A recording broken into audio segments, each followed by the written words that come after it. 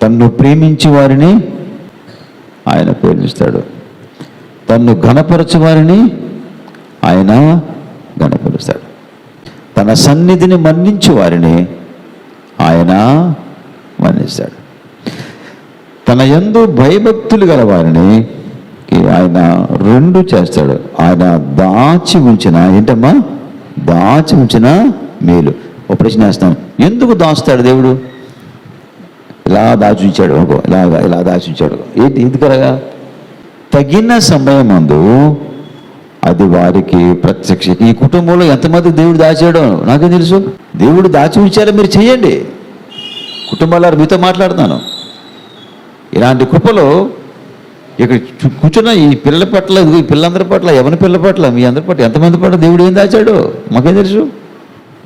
అసలు దేవుడు ఒక కృపను, ఒక ఆశీర్వాదాన్ని దాచి ఉంచాలంటే కండిషన్ ఏంటమ్మా, షరతు ఏంటి తమ్ముడు? భయభక్తులు. యెహోవా యందలి భయభక్తులు గలవారు చెడుతనమును అసహించుకుందురు. చూసారా, చెడు సహవాసం అసహించుకుందురు.